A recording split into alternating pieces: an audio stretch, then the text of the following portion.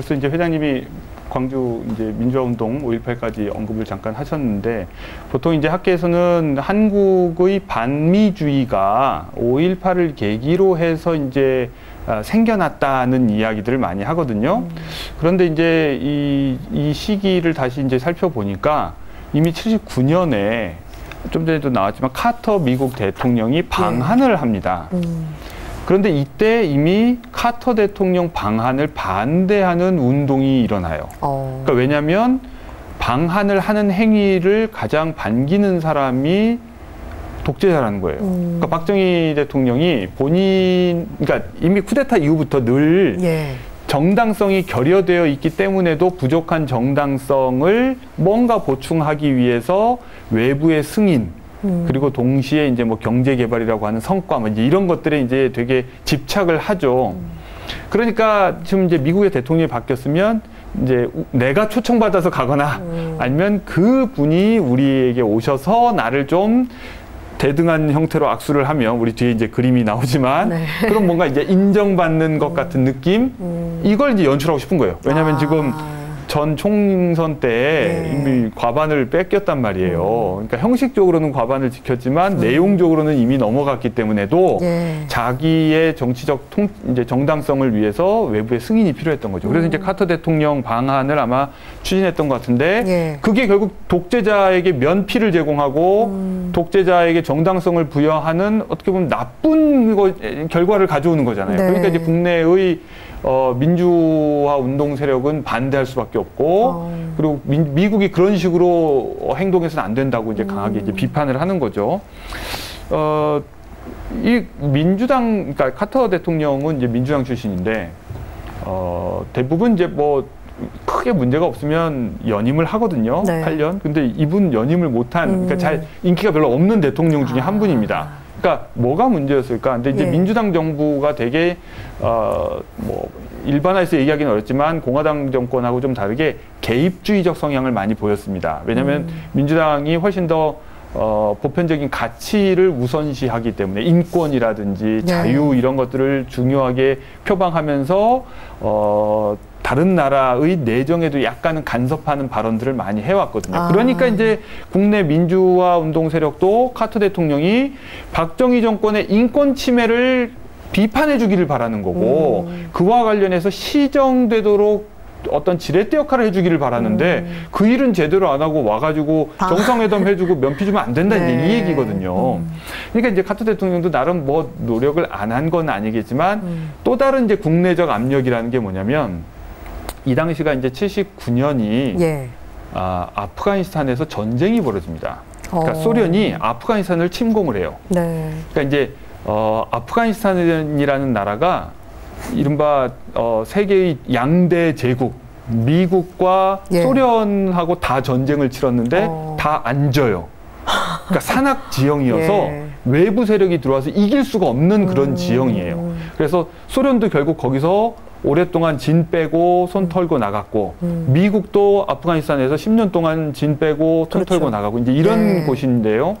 그러다 보니까 뭐랄까요, 국내에서 한편으로는 이제 소련이 아프가니스탄을 완전히 이제 장악하지 못하도록 간접적으로 미국이 이제 우회 지원을 하죠. 뭐 무기라든지 인력이라든지, 뭐 람보 영화 시리즈 보면 그걸 배경으로 많이 나오거든요. 이제 거기에 잡혀 있는 자기들 동료 구하러 뭐 들어가고 막 이런 장면들 나오는데, 그러니까 이제 미국이 은밀하게 다른 곳에서 또 전쟁을 하고 있었던 거예요. 이미 75년에 베트남에서 손 털고 나왔지만 또 79년에 아프가니스탄에서 전쟁을 지원하고. 할 수밖에 없는 상황이고, 그러니까 이제 이 동아시아에 사실 중국하고는 대탕트 이후에 약간 이제 뭐 그렇게 나쁘지 않은 관계고 하니까 굳이 주한미군 비싼 돈 들여가면서 주둔시킬 필요가 있나? 그러니까 그때부터 지금까지, 심지어 이제 6.25 이후 지금까지 계속 주한미군 철수 또는 주한미군 주둔 비용에 관련된 얘기가 간헐적으로 나옵니다.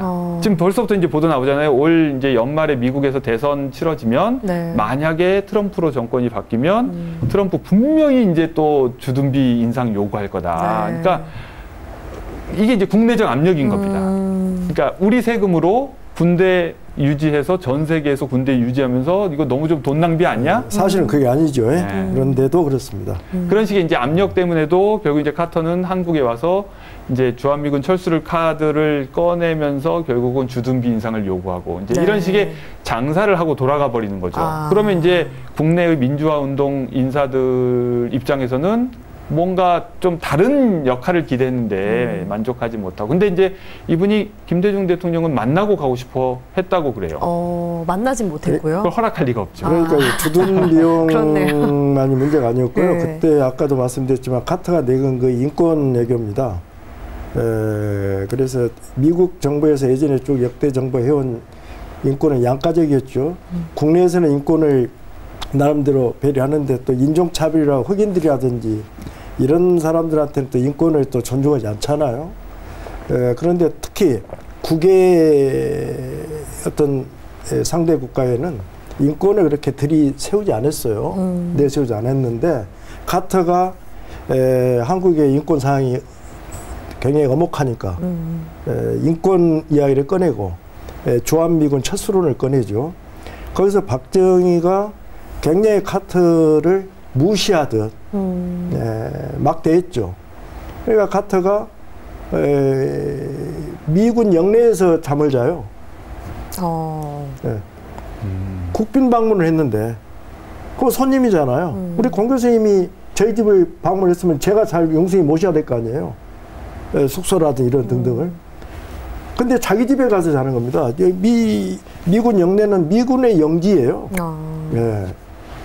그들의 재산이고 그래야 돼 있어요.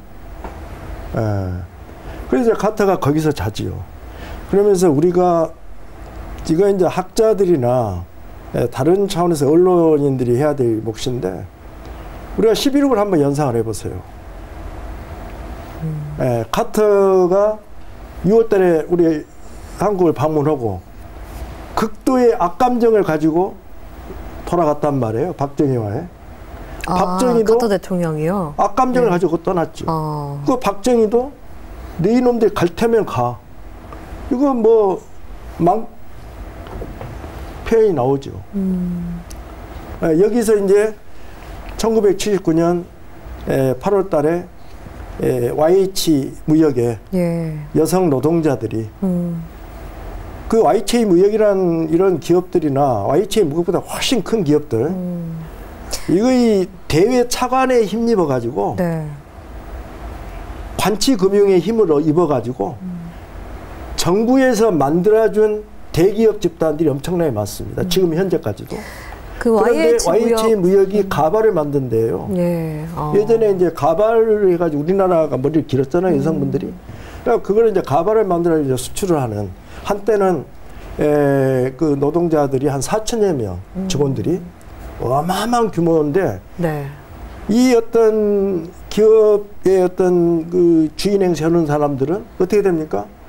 자기 자손만대 번창할 것만 생각하지 노동자의 권익은 눈 바뀌잖아요. 그 대표적으로 1970년 11월 13일 날 평화시장 노동자 우리 전태일 여사께서 자기를 던지면서 인간다운 어떤 최후의 보루, 마지막 어떤 생존의 존엄함 그걸 외치면서 분신 자살하잖아요. 그것이 1970년 일인데도 1979년 그 10년간 하나도 변화가 안 돼요. 뭐 동일반익 노동자들이라든지 이런 YH 무역 노동자들 이들이 벌어들이는 돈은 전부 기업에 그 사장되는 사람 경영진들 이들만이 호의호식하고 재산에 은닉하고 회사 비자금 만들어 가지고 또 정치장으로 이렇게 상납하고 관치금융을 내돈스테이크 하면서 그쪽을 또 이렇게 저기 관리하고 이런 악조건 속에서 노동자의 생존이 위협받고 노동자의 존엄한 삶이 보장되지 않는 그야말로 인간 이하의 이런 참상을 견디다 못해서 신민당사에 가서 농성을 벌입니다. 그 YH 무역 사건을 조금 지금 좀 더 살펴보려고 하는데 말씀하신 대로 그 여성 노동자들 그 가발을 만드는 회사 공장이었는데 이제 여성 노동자들이 계속 이제 일을 하고 있었고 말씀하신 대로 이제 부당 해고로 이제 일터를 잃게 돼서 시민 당사를 찾아가는 그런 얘긴데요. 부당 해고만이 아니라 인간의 그 존엄한 생존 조건을 그야말로 제공하지 않았죠. 그냥 노동이 그때는 노동에 대한 존중이 없는 사회였어요. 근데 김대중 대통령은 정치 참여 이후부터 줄고 한국 노동운동의 진로를 밝힌 분입니다. 그런데 어찌됐든 IH 무역 그 여성 노동자들이 신민당사에 가서 정거 농성을 벌이죠. 네. 왜 신민당사를 찾아간 겁니까? 유일하게 어떻게 됩니까? 권익을 보호하고 대변하는 것이 어딥니까? 야당. 아니, 국회잖아요. 그러면 국회 중에서 국민의 올바른 의견을 청취하고 국민의 어떤 모든 삶에 보다 나은 보장을 해줄 수 있는 것은 집권 여당 독재자 박정희 대통령이 이끄는 민주공화당이었어요? 아니잖아요. 그렇죠. 그러면 선명야당을 마침 1979년 5월 30일에 김대중 대통령의 지지에 의해서 선명야당 신민당이 건설이 된 거예요, 새롭게. 한걸 탄퇴한 거죠. 그러다 보니까 어떻게 되겠어요? 이제 믿을만하다. 선명야당이라. 우리의 대변할 수 있는 곳이 역사는 이렇게 빈절되지 않고 이음새로 가는 거예요. 그래서 선명야당이 건설되니까 여기에 찾아가자. 그래서 우리의 권익을 보호받고 우리의 현실 이 악조건을 거기 가서 털어놓자.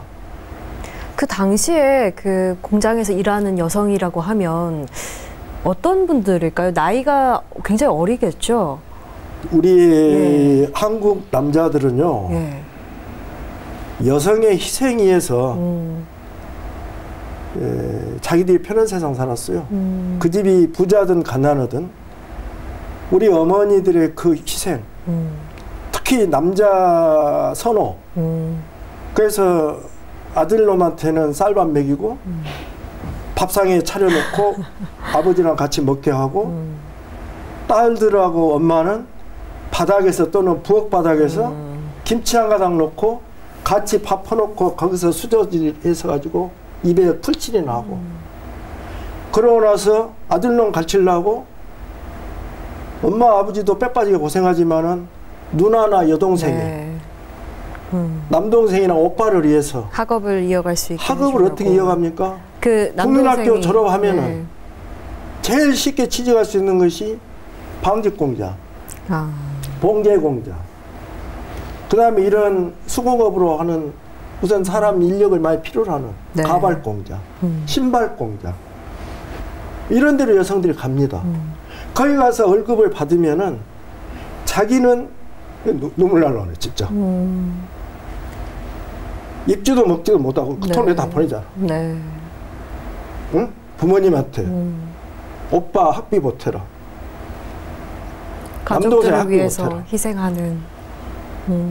그래서 우리 한국 남자들은 어머니, 누나 또는 여동생의 그야말로 그 희생과 헌신을 가지고 대학교 나오고 대기업에 취업하고 공무원 되고 어엿한 사회인으로 될 수 있었어요. 어떤 의미에서 이런 표현이 마땅하냐면 정상사회인으로. 근데 우리 여성들은 비정상 사회인으로 겨우 살아가는 거예요. 최소한의 생존 조건 속에서.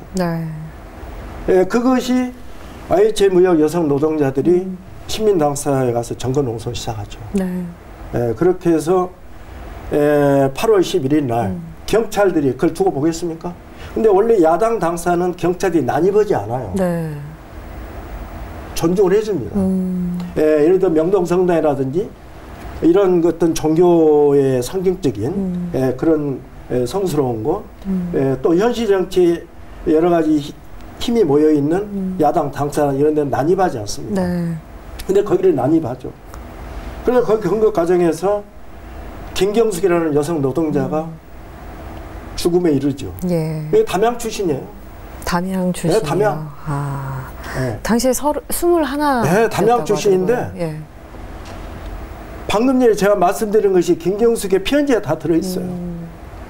부모님에 대한 효도. 예. 예. 남동생이 있었잖아요. 예. 예. 정말 우리 슬픈 이야기예요. 그렇게 해서 신민 당사가 그야말로 여성 노동자들의 그러한 처절한 항쟁을 예. 신민 당사까지도 산산이 부서지면서 보호하지 못하고 결국 최악의 상태로 가죠. 그렇죠. 그렇게 해서 이제 결국 김영삼 총리의 뉴욕타임스 기자회견을 빌미로 삼아가지고 결국 신민당 총재인 김영삼 당시 국회의원의 제명을 하죠. 그러면서 김영삼의 제명된 상태에서 김영삼 총재의 제명 이후 예. 말하자면 부산과 마산에서 또 청년 학소 시민들의 예. 항쟁이 일어나죠. 그 항쟁의 확산을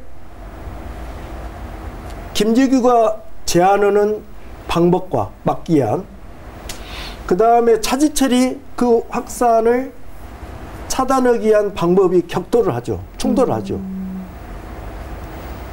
김재규는 한 발 물러서 유연하게 가자. 예.